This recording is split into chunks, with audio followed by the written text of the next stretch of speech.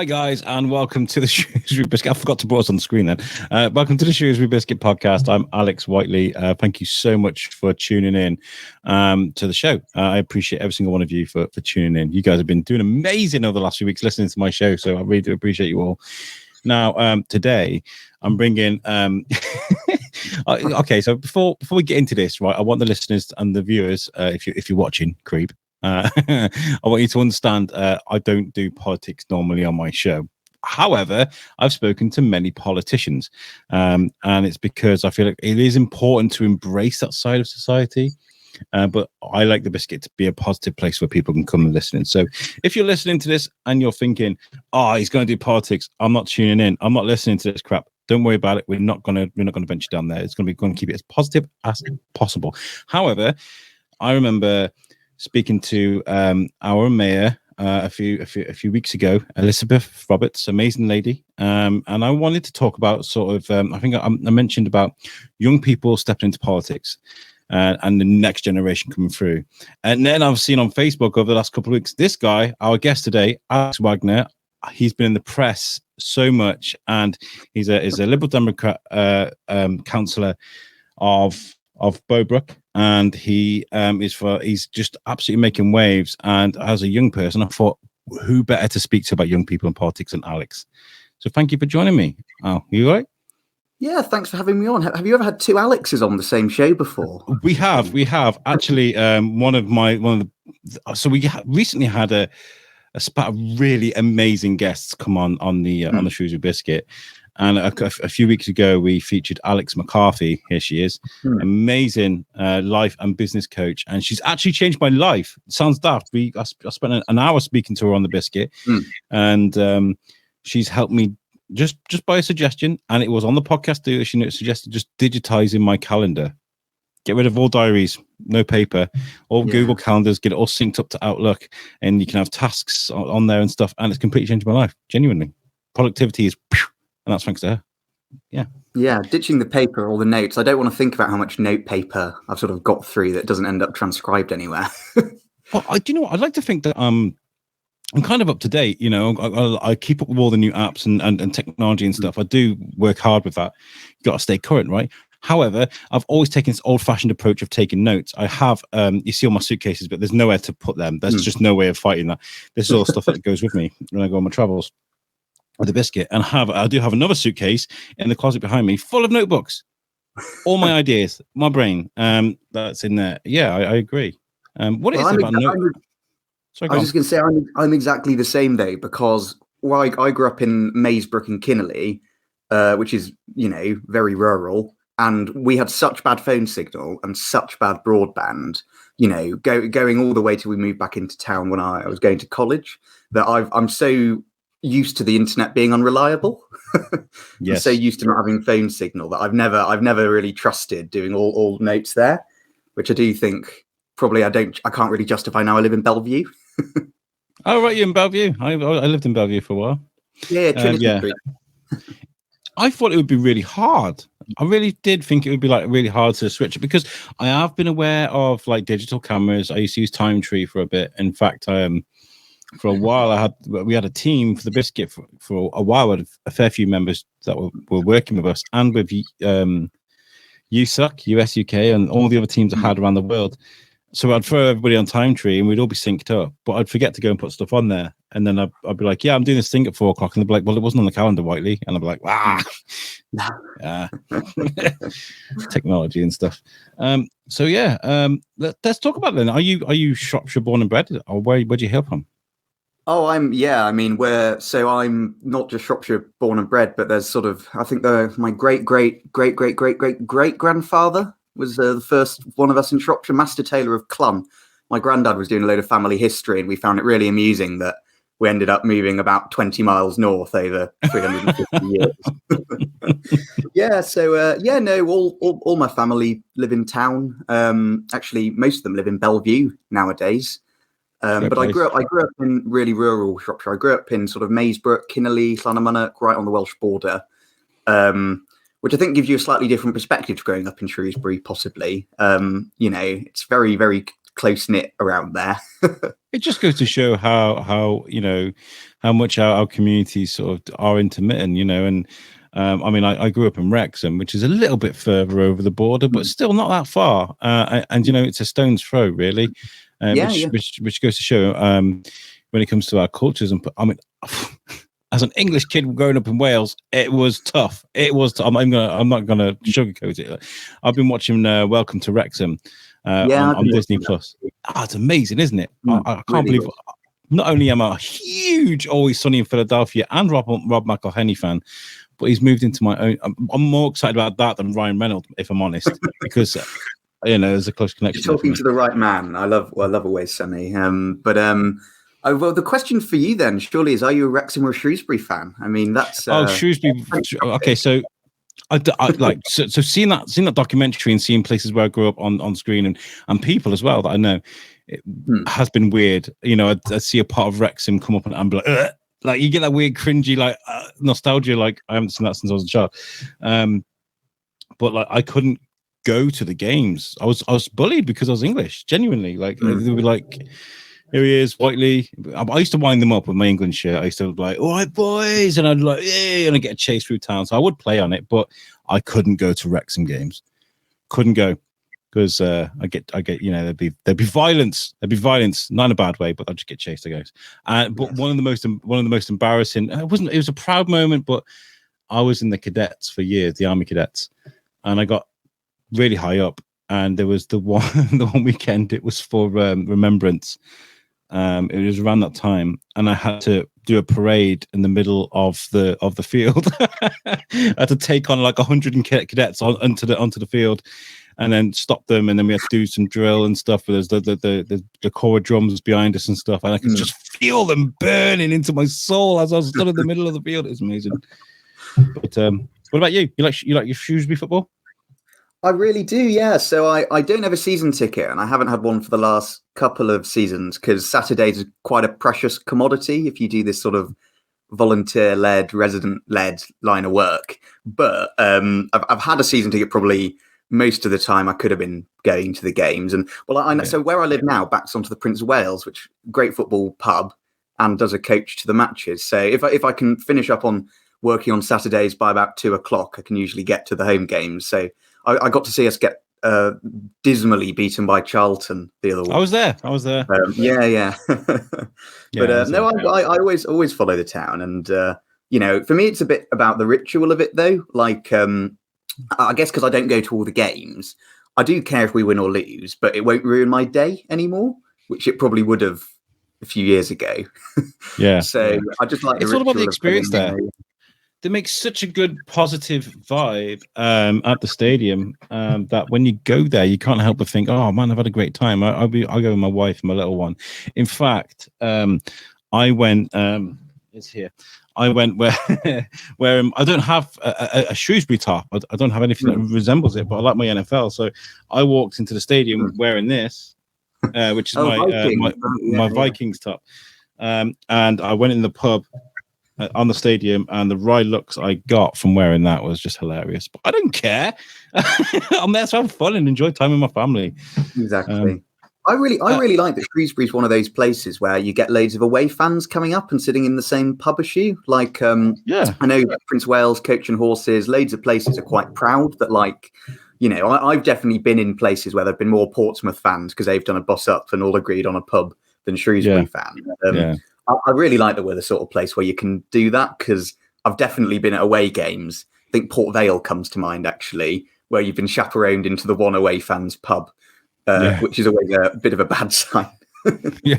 All right, boys. It's we all appreciate the difficulties that comes into things like that. But yeah, they have the fan zone area at the stadium, which I love. I mean, the first time I got introduced to that was to cover what the 90s revival were doing there. They had the Capella there, and we went and took some cameras. And we recorded it. It was really good. I think that vlog, which is on YouTube, by the way, please check it out. It's a testament to how well the club is run. I think it's just a nice vibe. And I miss Bellevue so much. I used to live on Bestford Square, which is just down the road. Oh, right, yeah, just down the road, yeah.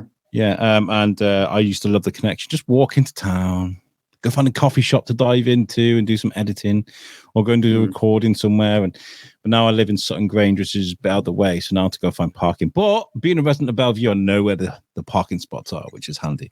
Yeah, vital local knowledge that in Bellevue. So you when I think the most important question to ask here is when did politics grab you? When did you realize you wanted to be sort of a politician? Well, I think the funny thing about that is I don't think I really realized I wanted to be a politician until I was one. Like it sort of hits you over the head and someone says, "Oh, you're a politician, aren't you?" And you go, "Oh yeah, I am, aren't I?" I joined the Lib Dems when I was quite young. I was still at school, so because we grew up between Shrewsbury and Oswestry, really. So I went to the marches in Oswestry, and I joined in my final year there because I think we'd had the mock elections around then, and it was a bit of a topic of discussion. At home, my parents have always been quite political. They've never been members of any party, really, I don't think, or been active. But it's always kind of, we're one of the houses where the radio's on and the news is rolling. So I signed up, and in the time-honoured tradition for Liberal Democrats, got involved in doing a few bits of leafleting, kind of doing the newsletter for councillors. Then we moved back into town when I was going to college, and it was actually David Vasmer, who's the councillor for Underdale and Monkmore, who got in touch, I think knocked on the door and said, "Would you like to come out, knock some doors, do the newsletter with me, do some of the litter picks and stuff around?" And what I've learned since is obviously as a councillor, you ask 10 people that, and 1 or 2 say yes. But for me, it was kind of really a question because, it was someone doing stuff in the area, trying to make it a better place to live. I, clearly had sympathy with, the worldview of the Lib Dems. And I kind of didn't really look back from there. I think once you get into it, you knock doors, you talk to people, you feedback on what you're doing, you take up their issues. In an odd way, it's actually quite addictive. Like it's a bit of a feedback loop because once you've done it for someone, they tell their neighbour. If you need something sorted, you go to Alex, and then you never really hear the end of it. But that's the enjoyable bit of it, actually. I bet you're prepared for anything, really, because anything could happen when somebody opens that door. They could take F off, or they could be like really like shy or not onto the door or be rude, or they could be engaging, or they could, anything can happen when people answer those doors. Has it really helped you sort of, I guess, improvise your way through some difficult or even in good situations? Oh yeah, I mean everyone's got a door knocking story if you're involved in local politics. I mean, I think I'm quite lucky. I've never been bitten by a dog. I've never had anyone come to the door naked, which oddly quite a lot of people I speak to seem to have had. It's always fundamentally interesting, though, and I guess you also forget when I take a bit of pride in doing it, every week, because I think you've got to listen to people, take up their concerns. If you're not doing that, you're not doing your job. I see what I do as work, not as, you have to be quite disciplined with yourself. Yeah. But yeah, I think it makes you better with people doing it. Yeah, I get that. I mean, I guess the only way I can relate is with the podcast and the interview. I get the Vox Pop stuff, getting interviews with people on the side of the street. I hate that. Even today, I kind of struggle with that sometimes. I have to be in the zone, but I think I definitely deal with it better than what I used to. Especially if I'm at an event. And we went on the Sabrina boat. Me and Alex did, Alexander Westwood, and we recorded a vlog, and we got some interviews on the boat with some of the staff and stuff, and we narrated a little bit. And then the skipper was like, maybe you want to get some Vox Pops, and I was kind of like, and I watched people sort of get filed in, sit down, order their drinks, and then go and enjoy the tour, and then they kind of just really want to get up. And I was like, I can't stop these people in their tracks, man. They're enjoying their evening, so I didn't do it. But yeah, the more I've done it, the better it is. It's like weight training. And I take the philosophy of, like I do it because I think it's an important bit of the service. Like if you're electing a councillor, you've got to expect to see them when there's no election on and expect them to be doing stuff. And if people are not at all interested in talking or just aren't interested in politics or local politics, fine. Like I can't blame them at all. I've done my bit. They're not interested. Move on to the next next house. More often than not, people are quite nice and interested. I think people are pretty good around here and pretty locally aware and kind of want stuff to be better, which is the best bit of it. I think do you think it helps at the moment that the world is so dire? That the people, there's so much negativity going on at the moment, and but I think it's really bizarre that we're trying to fight for general healthcare. I think it's really just. I feel like I'm like, are we gone past caring for people's lives? And like, what's going on right now? Because let's try and get into a GP to try and get anything involved. I mean, I've always had positive experiences with the hospital, but I very rarely go. I've been for blood tests and things like that, and in and out, no problems. But I know that there are genuine, serious issues. And then there's the whole closing. What is it they're trying to do? They're trying to make it a super hub. Yeah, they're trying to sort of put them all in the same building. Yes, that's right. The GPs put them all together, which they did in Telford, and I don't think that it got a very positive response. If I'm right, well, they've kind of done it up in Halscott as well, just with 2. Which ended up merging, which I think has pretty low satisfaction. The healthcare for me is pretty close to the number one campaigning issue in Shrewsbury and in the rural areas near it. I think it was Rob Park, who's a GP who co-founded Riverside, who said that Shropshire's health is in the 4th division. Like the provision we get is a lot worse than what other even nearby counties get. If you call an ambulance, even if it's category 1, it's most of the time it's missing targets. It can be, and if you have a stroke, the waiting time can be over an hour, which is insane. NHS dentist provision, good luck getting into an NHS dentist if you're not already registered with one. Almost none of them are actually taking new patients at the moment. GPs are trying to move them all to the central site. I just don't see an answer to the access questions there. Like I don't see how that circle can be squared. Local GP provision, family doctors, quite important to people. It's why people move to certain areas even, like you can't just take it away. I think there's a lot of people at the moment with sort of genuine horror stories from their visits to the GP. I've spoken to so many people.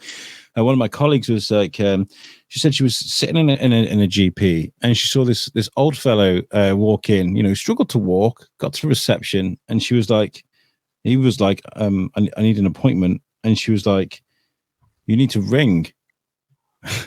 And he was like, well, I'm here. She goes, no, you need to ring in. And she refused to give him an appointment, any emergency appointments they had. And she made him walk out and go and ring. And he just walked off. And I was just like, hearing this story, I'm thinking, I could see it. I could definitely see it. There are serious issues. Like I represent a lot of the staff because my patch covers the hospital. Like they work so hard, they don't get paid anywhere near enough most of the time. You've got like absolutely incredible people in this town doing incredible stuff. Like I was chatting last night to someone who's an NHS doctor at A&E at the hospital. Like the work he does, it's mind blowing. The amount of lives he's involved in saving, the amount of the positive impact that people like that have on our town. But if you don't treat them well, and if we've got this system where you don't pay them properly, the training's pretty grueling, you're not sort of giving people a reason to do it, you are going to have a staff shortage, and you are going to have these issues. And I really admire, every time I speak to someone or run into someone in a bar who works those jobs, I sort of feel obliged to thank them or buy them a pint because I couldn't do it. I really couldn't. No, it's incredible. Again, there's an issue. The cutbacks. Like you said, you work with a skeleton crew that are working ridiculous hours, and not just that, but the job is intense. Like intense. It's not like, whether it's a GP trying to make sure that someone doesn't die from taking the wrong medication, or whether it's serious problems they've had to deal with it in an emergency sense, or even like the nurses in A&E.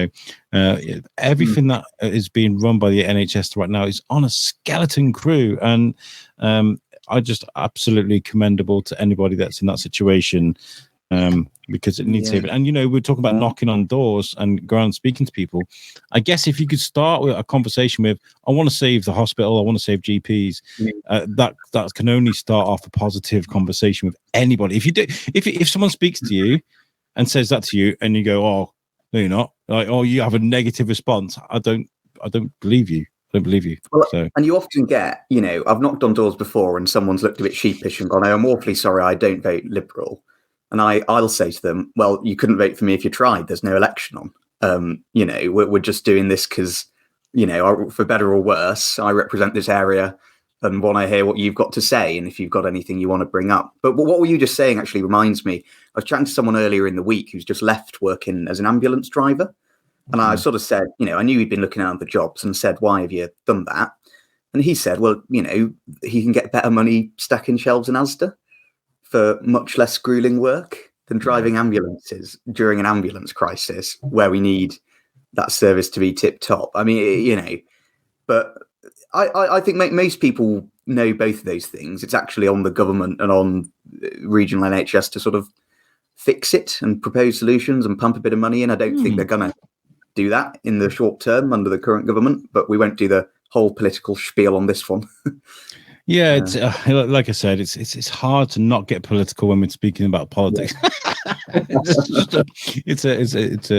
But no, I agree with you. We can talk about that because I think as a human being with a soul, it's really hard when you hear about stories about an old deer falling over, breaking a hip, and having to wait like 6 hours for an ambulance or something stupid like that. When you hear those stories, it kind of hurts you in the feels. Like it gets to you, and you think, what is going so wrong when somebody has to wait 6 hours for an ambulance? That's something that's life threatening. Like that's just, it really gets to me. And if there's nothing being done to sort of rectify that, then there is seriously an issue. So hopefully somewhere we're going to get this help. Yeah, it is upsetting though. You're right. You get upsetting stories in the inbox, but actually, what I think is most interesting is you meet people who've had these horrible experiences, and a lot of the time they're not telling you anger. They're not getting in touch with me because they want, they want to take revenge or whatever. They get in touch because they don't want it to happen to someone else. They've been through it. They don't want anyone else in town to have to face what they've faced, and I think that's a wonderfully telling attitude about what people around here are like. They're good, I think. Of course, one of the things I wanted to speak to you about is being so young in the game. I think from what I've recalled over my years of with eyes, like 20 is a very young age to be a politician, and you're bringing a bit of youth to the table. Do you think it helps that you've got like a younger outlook on things? I think that this is a very Lib Dem attitude, but you want the balanced perspective at a council chamber or in Parliament or wherever. I'm the only councillor, I think, under 30 of 74 in Shropshire. I don't know what the maths is, but there's a much higher proportion of people under 30 in Shropshire than councillors. To some extent, it's always going to be like that. And there's other battles to fight. The council chamber's massively majority men. Local, all parties can do work on that. But I do think actually being young gives you a slightly different perspective. I think, there's fantastic councils on all sides, but I feel like a lot of the job is pretty grueling and you have to do a lot of footwork. And I feel like I've got a bit of energy to do that. I'd rather I thought of when I was asked to stand, I thought, well, I'd rather do it now and see what it's like and decide if this is for me and, serve people and get out of it by the time I want to settle down. But then, you look at some great people in politics over the years. I'll be the same age as Charles Kennedy at the general election when he first got elected, and he, went and led the anti-Iraq war protests, served his home constituency for 35 years. I think it would be a fundamentally good thing if there were more young people involved in politics in places like Shropshire. I think people don't know it's an option, though, almost. You don't see it very much. Also, as well, I feel like we are living in a completely different world now. Like the world has completely changed, and whether you want to look at things from a positive or a negative point of view, people's outsets have definitely changed. The way people live has 100% changed, especially with the things like social media, Instagram, Snapchat, TikTok. The way people taking information has changed, which of course affects the way people can give out information. It's all different now. And you were born like into this. I'm 36 years old. There's only 16 years between us, but like I still feel like I'm part of the generation that was kind of evolved with the technology, whereas the politicians that are kind of like of a more dinosaur age, closer to dinosaurs than this technology. With all due respect, sorry guys, but springs. Who put springs on a microphone stand? I feel like you are more equipped to deal with the life of today in certain respects. Would you agree? Oh, it's such a hard question, that, because there are colleagues of mine on the council who are much better technical councillors than I am. Like I take a pretty different attitude to most councillors. I, as I see it, if you're a councillor, if you're an MP, you're not important. You're there to do a body of work. You're there to do a job. You're there to represent your residents. You're there to do it on behalf of other people, not yourself. And I think that actually that's quite an old school model of public service, really. Actually, a lot of the older councillors are the ones who understand that best, especially if they've been doing it for such a long time that, they're kind of they kind of know the ins and outs of it and know how to trip the council up and hold it to account. But I think if you were interested in doing stuff in your community, and you're just about egotistical enough that you're willing to stomach having your face on loads of leaflets and bits of paper and boards, which is the weirdest bit of it all, whatever age you are, you should do it, because there aren't enough people involved in local politics. Like, there need to be more people doing more things, driving the standard up across the board. If you fight an election campaign and lose, you tend to make your opponent better. That's democracy. You tend to raise their game as well. And we, as Lib Dems, we're always happy. Anyone from any background who wants to get involved, come along, see if you agree with us, see if you want to do stuff. Like, I'll certainly do everything in my power to get people elected if they're any good. I was up in Harlescott the other day knocking on doors. I've been out in Sutton. I've been out in Baston Hill. I trying to support really good people, just trying to do stuff where they live. I think the youth thing helps and has detractions in probably fairly equal measure. Do you ever waltz into the comments section on Facebook when because like I said at the beginning of the show, you've been there's been a lot of press about you, which has been nice to see. I think it's a positive thing. But do you ever take a look at those comments? Do you have to? Yeah, I think you do. And I my attitude is you've got to face the heat sometimes. Like, you're never always right.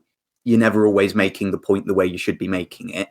Often, I do actually buy into a bit of a wisdom of crowds, because like Shropshire is one of these places where you often get a message like, where something seems totally absurd in the way it's run, and someone messages you like, oh, I remember when this decision was taken in 1987 and there's a reason they did it, and it's this, and due to the water level. And so I do. And of course you get a bit of stick, but people of every age get a bit of stick in politics. Like, you can claim I'm young and inexperienced, just as you can claim someone's boring and middle-aged, just as you can claim someone's past it. I think most people don't think like that, and I don't think I would have won election in quite a safe conservative area if people did think like that, because it just wouldn't have been able to happen.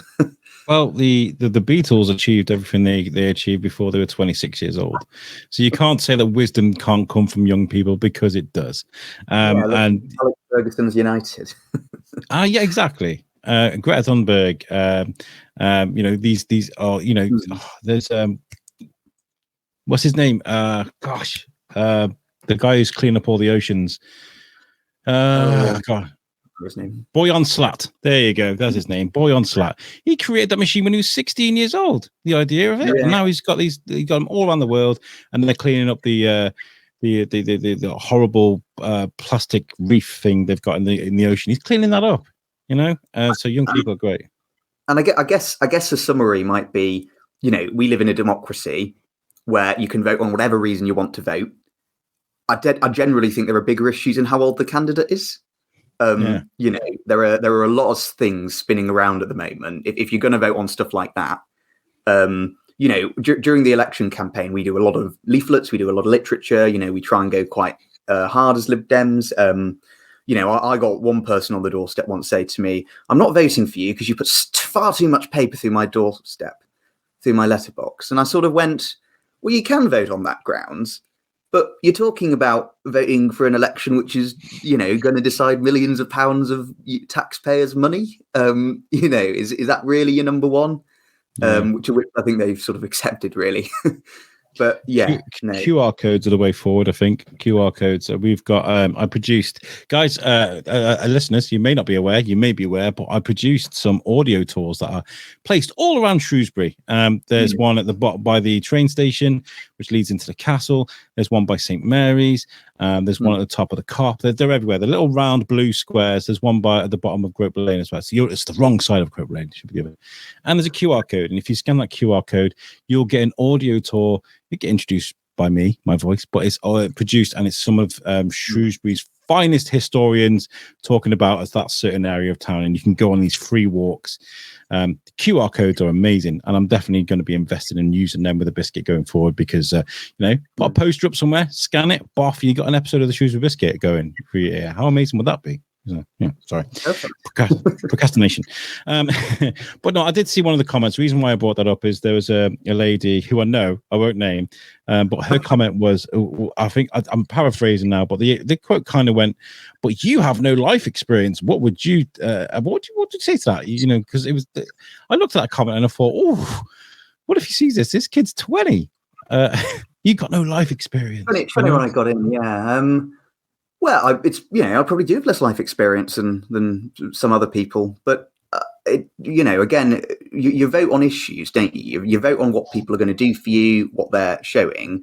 Again, I think one of the more inspiring people in politics I've known of is Charles Kennedy, who was, Lib Dem leader and fought the Iraq War, and he got elected in his home seat at 23, which by pure coincidence is the exact age I'll be fighting my home seat. If people want to vote on stuff like that, they are welcome to. We're a democracy. I hope that I can prove them wrong. I hope that I can show that I've got what it takes to represent them. I hope that I'm doing a lot of hard work on the council. I hope that I'm getting people's views across properly at Shire Hall and to our MP and to all sorts of government institutions. If people can't see past that, that's up to them. But I'm doing everything I can, and I'm even growing older as fast as I can. Yeah, and I think people are either, people can just be good at what they do. They just can be. I mean, it just sometimes it doesn't matter. I mean, a bit of experience is really important. But like you said, you've had that experience of going around doors, speaking to people, and that's what I feel. That's my ideal vision of a politician: is someone who just sits on the doorstep and speaks to Mary about her issues. What have you? You went to the doctors and you waited so long. Oh my gosh, maybe we can do something to help. And someone that really just listens to people. But of course, politics isn't all that clean cut. It's hard, isn't it? And do you see a lot of the bad stuff that's going in politics and think, yeah, that's terrible, this needs cleaning up, sort of thing? I mean, it must be horrible for you to see. Well, my philosophy is really simple. I listen to what people have to say, take up their issues and campaign on them. And it's so easy for councillors, for MPs to get to Parliament, to get to Shire Hall, to feel important, to have their photo taken, get their pass, wear their nice suit, swan around and go to the free dinners and breakfasts and everything you're offered. And that's not really what I'm about. I don't really see the point in any of that. What I do is a job. It's a service. I hope people appreciate it. I don't think that the job of a councillor or an MP is to feel important. They're not that important. Your constituents, your residents are important. The NHS doctor I was talking to is a lot more important than I am. The nurses who run the hospital, the bin men who have to get up at 4 a.m. to make sure that the town isn't covered in rubbish, they do much more than I will ever do, and anyone in politics will ever do, to make Shrewsbury a good place to live. The farmers who make sure that our land is properly maintained and that we've got food on the table. Like, if you're going into it thinking you're important, you've already got totally the wrong end of the stick, in my opinion, and it cuts across all parties. I very much see my job as being Shrewsbury's man in the council rather than the council's man in Shrewsbury, if you like. Oh, nice. That's good. And have you got friends in different parties? Can you do that? I mean, like, I've friends and politicians. I'm friends with Julian Dean, who's from the Green Party. Phil Gillam, he's a good friend of mine. He's Labour, and of course Elizabeth Roberts. We make good friends.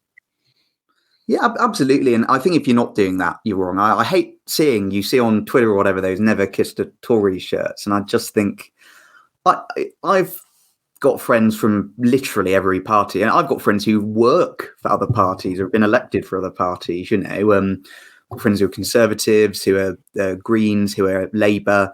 After I got selected, I got a congratulatory message from someone who I know is a member of UKIP, who lives in my patch. Oof. But just just cares about the area. Obviously I couldn't disagree with his politics more, but cares about the area, knows that we're doing a good work. Just thought he'd drop me a line. I've got no qualms about that. And again, I think if you're going into politics and you're thinking that your team is right all the time and the other teams are wrong all the time, and you've got to go out and bat for that, I just think you're not quite getting it. And most ordinary people don't think, like, most ordinary people have a political steer, but they're kind of open to voting for basically anyone if they prove themselves. Like, the last general election showed that, where all these old Labour mining towns voted Conservative. It can kind of happen quite quickly. I'm kind of weirdly become a UK correspondent for a radio station in America. Big shout out to Matt Connaughton and Jenny Coffey as well from Matt Connaughton Unleashed. They have a show in New Hampshire in America. It's Manchester. And they were... first of all, they wanted me to speak about Rishi Sunak. They wanted me to ring, and I was like, I don't really do politics, but okay.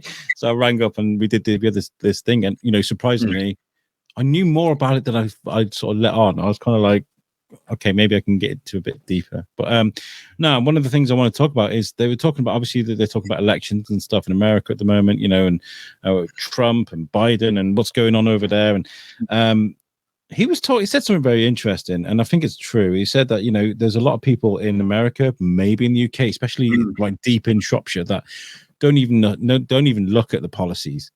They're just blue, or they're red, or they're green, and they just vote for them anyway. They don't care what's going on. They just stick with the same person because it's in their creed or part of their family policy, I don't know, or whatever it is. But people will just vote for who they vote for because that's who they've always gone for. Weird, right?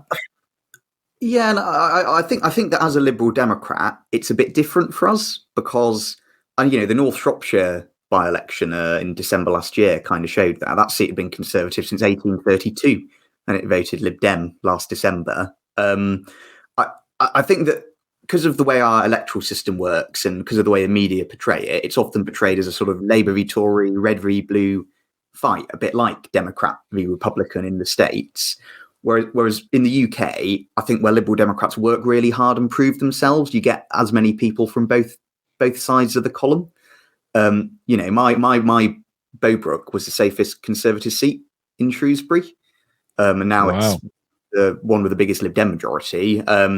We are quite good as a party. I think we've got a much higher vote ceiling. There's much more people who will kind of willing to consider voting Liberal Democrat because we're in the middle than will consider maybe going all the way to Labour and all the way back to the Conservatives. And, that is quite a big switch for people, especially if you've been one way for a very long time. You're voting for who? Who? Yeah, exactly. Well, you know what? You asked me about knocking on doors earlier. And I remember I was once knocking on doors and a guy said to me, I was like, if you don't mind me asking, how are you voting? And he said, oh, I vote Conservative. And there was this sort of call from the top of the staircase from clearly his partner, which was like, what? I didn't know you were a Tory. Just clearly never spoken about it. But that's how most people are, isn't it? Or a lot of people, why would you talk about that stuff? It's kind of your own business. I remember, this is going to sound really crude, but I was like 21, 22. I was in Wetherspoons, and I went with my at the time girlfriend, and this is gonna sound my friend was chatting to these two girls, and something was possibly going to happen, right? And he was like, "Oh my god, this is the best night of my life!" And it was again, it sounds really crude. And my friend, my girlfriend at the time she's very politically charged and gets really excited when she talks about politics. And her and one of these girls that was with my friend, read between the lines, guys. You know what's going to happen here. Anyway, they started arguing about politics, not arguing, sort of, they were embraced in this debate, and it got really heated, but more excited than anything.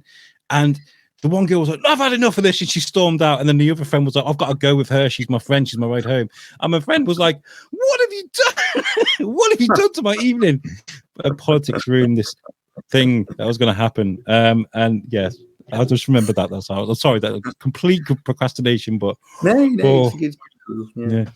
Okay, so one of the things I spoke to you before, I can't believe I just said that on the Shrewsbury Biscuit. But one of the things I spoke to you about is I always find it hilarious when people are on live TV or they're doing and they're trying to have a conversation with a politician and they're trying to get answers out of him. I think Boris is always, he was like the master at this. He just always bounced around the answer of the question.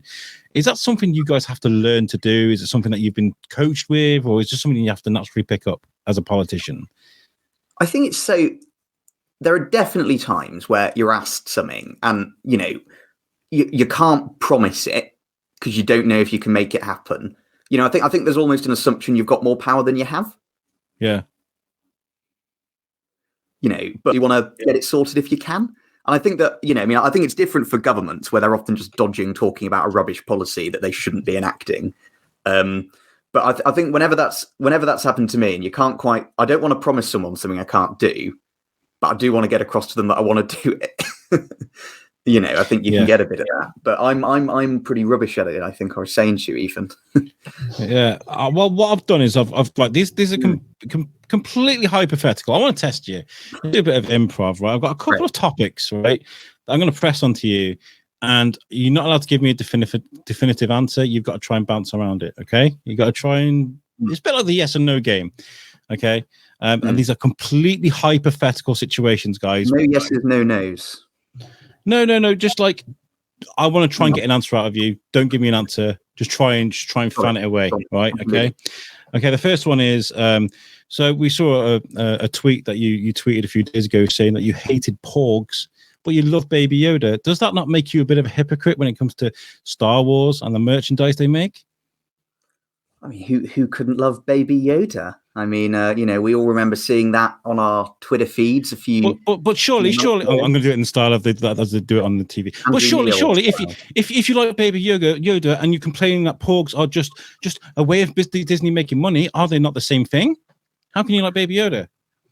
I've always been absolutely clear about my support for Baby Yoda. Yes, but you have a complete disdain for one thing and one love for another. Surely you should like porgs as much as you like Baby Yoda. That's what I'm saying. I need to say Yoda. I've always been absolutely clear. I've always made my views abundantly clear on the issue. I don't see. What is it about porgs? What is it about porgs? Are you anti-porg? Is that what you're trying to say? No, Baby Yoda's got some very sort of distinct benefits and positives. I think that's really what we're trying to focus on here. That's kind of our issue. That's what we're taking up. If Baby Yoda, Grogu, and a group of porgs were in a boxing fight, who would you want to win? Tell me, who would you want to win? I mean, I don't do hypotheticals. That was brilliant. I love that. Sorry. Though, yeah, maybe I'm not cut out for this, Alex. Maybe this isn't the line of work. You did really well. You did really well. You stood your ground. I was like, are you anti-porg? Are you anti-porg? Because yes, not anti-porg. I do like porgs. They're quite cool. I didn't understand the hate at the time. I was kind of like, well, they're fine. And then you see Chewbacca with what looked like a roasted porg above the fire, and you're like, oh, yeah, I remember seeing this at the time. Yeah. Chewbacca loves porgs.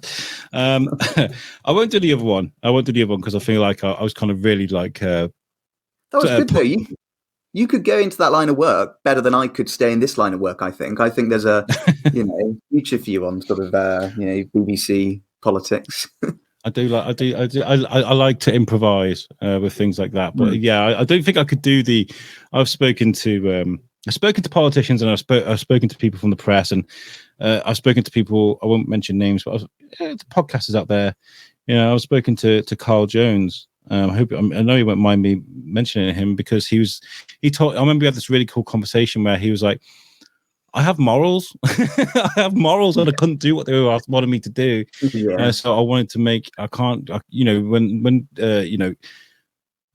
certain tabloids come up with half an idea and they turn it into the big story, and they go after people, and when people get brought, I get the reasons why. There's sometimes you need an answer out of a politician. You need to have that sniper instinct, but I just can't do that. I feel sorry for people that are in that situation. I do think that things like I've been absolutely clear, or I don't do hypotheticals, are the sort of, Liz Truss was saying that a lot towards the end. It's like, if you have to say I've been absolutely clear, generally you haven't been absolutely clear is probably quite a good rule of thumb. You done messed up, boy. What did you find out? What did you think about this? What have you, as a politician, that's obviously done, you must have done your research, and you've seen how things have gone, these great leaders of the country, or however way you want to look at it. And we've had this debacle, this horrible thing that's gone on with the Tories, one after the other, one mess after the other. Do you worry about modern day politics? Yeah, I do. And I think it's kind of hard not to, whatever your leanings are. Like, it's not a particularly popular point to make, but stability, when you're running public services that affect millions of people, is really important. Like, you can't, going through this many education secretaries or health secretaries, we've gone through 3 health secretaries in a year. We've gone through more education secretaries than that in the year. Mm-hmm. Like, schools, the NHS, all these key services, like they need direction. They need to know that the government has got a plan. It's implementing a plan over time. Here are the deadlines, because, change can't happen overnight in those sort of sectors. What I think is the most sad thing, I know this is meant to be upbeat, is that, former Home Secretary could refer to like Roy Jenkins, who sort of decriminalised homosexuality, a great statesman of his era. Or it could refer to one of the 4 Home Secretaries that we've had in the last couple of years who've gone in and out like a revolving door. It's kind of demeaned those offices a bit. They used to mean, I think, more than they do, because of what's gone on over the last few weeks and months. And actually, as a country that relies on soft power and prestige, that is a bit sad. I feel like we need a strong voice, a strong liberal voice. This is the one thing that really, really, really annoyed me with all the stuff that was going on between Corbyn and I think he said Trump then, Boris. Not during that time. Well, there's not much difference, I guess. But no, during that time, you needed someone strong to be like, no, we do this for the people, or you're wrong. Let's go, people! Ah, a war cry. We needed someone that could bang that drum. Instead, we had, I don't think that's a good idea, actually. And I was like, come on, where are we going? Let's do this, and we didn't get it. Yeah. And I feel like there's so much negativity going on right now, especially when it comes to, socialism and what's going on in the world right now, whether it be race, whether it be gender, whether it be sexuality, healthcare. There's so many things going on at the moment that need a good positive push. Now is the right time for someone to step in and be like, right, boys, let's go. Let's change the world. I hope so. And on a very little local scale, we want to be a bit of a change choice, really. Shrewsbury's an independently minded place. We do things a bit differently here to most. People are a lot more locally proud. We're exactly the sort of place that, could do with having a Lib Dem MP, or having a more independently minded one that isn't just going to take the national whip. I mean, our current Member of Parliament is the Prime Minister's trade envoy to Mongolia, which speaks to his priorities, I think, better than I'll ever be able to sort of articulate. I'm on the ban list for our MP. He banned me. Quite a long list, I gather. Yeah. He said I was quite open about it, and again, I'm trying not to get political. And if if you listen to the show and you're a fan of our MP, please don't not listen to the show anymore. We all have our own opinions and we can live together. But he said something that I really didn't agree with. And I think everybody knows what I'm alluding to. I don't want to go into it, but I sort of like answered him back on Twitter. I was like, no, you can't say that. That's terrible. Don't do that. Don't do that. And I ended up banned, blocked on Twitter. It would be nice to have someone that comes out and meets people and you can write to. And I always remember, oh gosh, what was the name of the MP in Wrexham when I was living there at the time? I wrote to my MP in Wrexham and he wrote back and he helped me out. Done. You know, and I was just like, oh wow, you know, those were the days when you could do that. Do you get a lot of people writing to you with issues? Yeah, and I think email has probably changed it a lot. The fact that I think MPs 20 years ago, councillors 20 years ago, you'd have had to send them a letter, whereas now, you know, you can send me an email and it's publicly available. Yeah. Actually, my mobile number, you can ring this phone on rather a lot of bits of paper that get put out around Shrewsbury and Atcham. Absolutely. I will try and get back to people if they've got issues that they want to talk about, because I think that's the job. You know, I really hope that win or lose, we can make sure that the next election is a lot more locally focused, and we can make sure that all the other parties up their game. Because I think people are pretty tired of not having that first class service and having really bad public services actually compared to most places. And hopefully, at the very least, I can make sure that it's a bit of a catalyst for improving the way that everyone does democracy in Shropshire. You're going to be put up for the whole of Shrewsbury, right? You want to go for being the MP of Shrewsbury? Absolutely, and our lovely surrounding rural areas goes all the way out to the Welsh border. At your, I keep saying at your age, and again, I'm not that old. I'm not that young either. I'm kind of just like in the middle there. Do you feel that's super ambitious, or do you relish it? Do you feel like you're ready? I think it is ambitious, and especially doing as a Liberal Democrat is ambitious. But actually, the sort of MPs you want to know who they are, you want to know their values, you want to know that they care about the community. I hope that I can get that across to people, because I do. The other parties cannot speak freely in the way that the Liberal Democrats can, because there's national whips. You're voting for a prime minister, you're voting for a government, you're voting for someone to be part of that existing establishment. I kind of want to take that on and be incredibly locally focused and incredibly constituency focused, because I think that's what people here need and deserve. And we have not had a great run of members of parliament in this constituency over the years. We need people who are willing to sort of take on local issues head on, face the heat. I won't be blocking you on Twitter. It's probably a decent place to start as well. I don't think there'll be many people on Twitter left after Musk has finished with it, if I'm honest. And I often think of Charles Kennedy, who, you know, is one of these people who you still get brought up on the doorstep as someone who inspired an awful lot of people. And he fought his home town seat up in Scotland, the same age I'll be. So if I can follow in footsteps even close to that, in terms of public service, I'll feel like it's sort of been a life well spent, I hope. I was going to ask you who sort of inspires you, who drives you, but it seems like Kennedy is like up there. Is there anybody else that you look at and is like a mentor to you? Or even if it's a celebrity, an actor, a musician, whatever it is there somebody that inspires you? Oh, I don't know, because I feel like the thing that really gets me out of bed in the morning and has me doing this is the fact that you're dealing with people. You're dealing with an awful lot of people who do incredible things totally thanklessly. Like the amount of visits I've been on, the amount of doors I've knocked on where someone's like, oh yeah, I maintain the community hall in this area and I just do it all. And it's through my, you know, if you want to book it, you have to come to my house and pick up the key. Or people who are like, oh yeah, I set up the veteran support group in Shrewsbury and now we have a breakfast with 100 people. Or people who are like, the council won't make our area look nice, so I just go out every 6 months and cut back everything here.